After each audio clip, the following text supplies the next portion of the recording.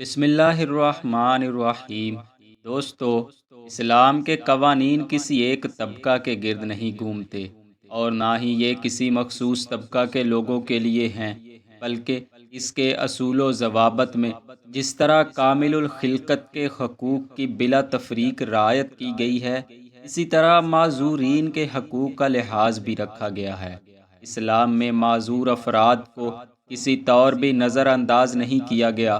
اگر معاشرہ معذور افراد کے حقوق کے لیے اپنی ذمہ داریاں بھلا دے اور ان کو بنیادی حقوق سے محروم کر دے تو یہ اس کی اپنی کوتاہی اور بد عملی ہوگی، جبکہ اسلام نے نہ صرف معذورین کے حقوق کا مکمل خیال رکھا ہے بلکہ ان کے حقوق کی ادائیگی پر بھی بھرپور زور دیا ہے۔ افسوسناک بات یہ ہے کہ معذور افراد کا مذاق اڑانا اور جا بجا ان کو ان کی معذوری کا احساس دلا کر انہیں شرمندہ کرنا ہم میں سے اکثر افراد کا وتیرہ بن چکا ہے۔ حالانکہ یہ نہ صرف غیر اخلاقی طرز عمل ہے بلکہ غیر شرعی اور غیر فطری بھی ہے، اور عذاب الہی کو دعوت دینے کے مترادف ہے۔ چنانچہ سیدنا علی المرتضیٰ کرم اللہ وجہہ الکریم فرماتے ہیں، ایک بار رسول اللہ صلی اللہ علیہ وآلہ وسلم نے حضرت ابن مسعود کو پیلو کے درخت پر مسواک توڑنے کے لیے چڑھایا۔ جب وہ درخت پر چڑھے تو تیز ہوا کی وجہ سے ان کی ٹانگوں سے کپڑا ہٹ گیا۔ صحابہ کرام میں سے کچھ جو وہاں موجود تھے، انہوں نے جب حضرت ابن مسعود کی پتلی ٹانگیں دیکھیں تو ہنسنے لگے۔ رسول کریم صلی اللہ علیہ وآلہ وسلم نے ان سے پوچھا، تم لوگ کیوں ہنس رہے ہو؟ انہوں نے بتایا، ہم ان کی پتلی اور کمزور ٹانگیں دیکھ کر ہنس رہے ہیں۔ اس پر رسول اللہ صلی اللہ علیہ وآلہ وسلم نے جواباً ارشاد فرمایا، یہ میزان اعمال میں احد پہاڑ سے بھی زیادہ وزن کی حامل ہوں گی۔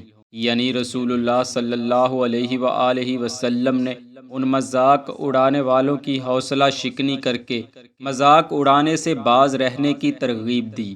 اس حدیث پاک میں جہاں ان صحابہ کو مذاق اڑانے سے باز رکھا گیا، وہیں یہ بھی باور کروا دیا گیا کہ کسی کی معذوری کو کمتر نہ جانو، کیونکہ عین ممکن ہے وہ میزان اعمال پر احد پہاڑ جتنا وزن رکھتی ہو۔ اسی ضمن میں امام ابن عساکر علیہ رحمہ نے حضرت واصلہ بن اسقا رضی اللہ عنہ سے ایک روایت نقل کی ہے۔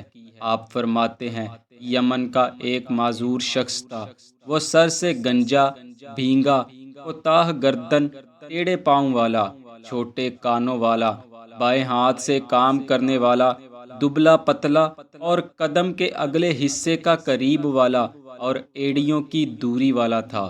ایک دن یہ شخص حضور علیہ الصلاۃ والسلام کی خدمت میں حاضر ہوا اور عرض کرنے لگا، یا رسول اللہ صلی اللہ علیہ وآلہ وسلم، مجھے بتلائیں اللہ نے مجھ پر کیا فرض کیا ہے؟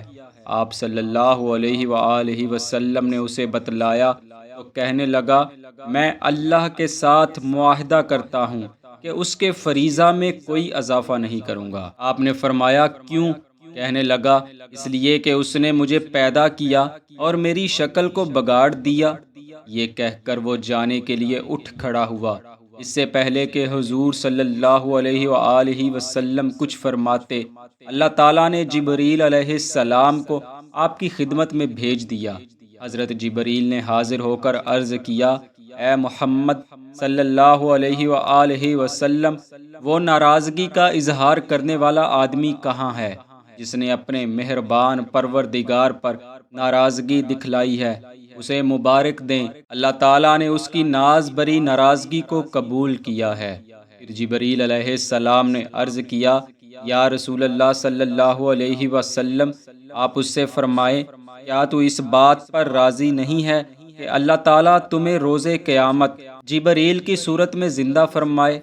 بس آپ صلی اللہ علیہ وآلہ وسلم نے اس شخص کو یہ خوشخبری ارشاد فرمائی تو وہ کہنے لگا، یا رسول اللہ صلی اللہ علیہ وآلہ وسلم، میں راضی ہوں۔ بس اب تو میں اللہ عز و جل سے یہ معاہدہ کرتا ہوں کہ میرے جسم پر اپنی خوشنودی سے جو حکم بھی فرمائے گا میں پیروی کروں گا۔ بس وہ خوش ہوا اور چلا گیا۔ ناظرین، ذرا غور فرمائیں، یہ اس معذور شخص کے لیے کس قدر بڑا اعزاز ہے کہ اسے روز قیامت حضرت جبریل علیہ السلام کی خوبصورت شکل و صورت عطا کی جائے گی اور پھر اسے جنت میں داخل کر دیا جائے گا۔ یاد رکھیں، یہ اعزاز خاص اس یمنی معذور کے لیے تھا، نہ کہ ہر معذور شخص کے لیے۔ اس واقعے کو بیان کرنے کا مقصد یہ تھا کہ کبھی بھی اپنے ارد گرد موجود معذور افراد کو حقارت کی نگاہ سے نہ دیکھیں۔ کیا معلوم وہ اللہ عز و جل کے ہاں کس مقام و مرتبہ پر فائز ہیں۔ اللہ پاک ہمیں اور آپ کو عمل کی توفیق عطا فرمائے، آمین۔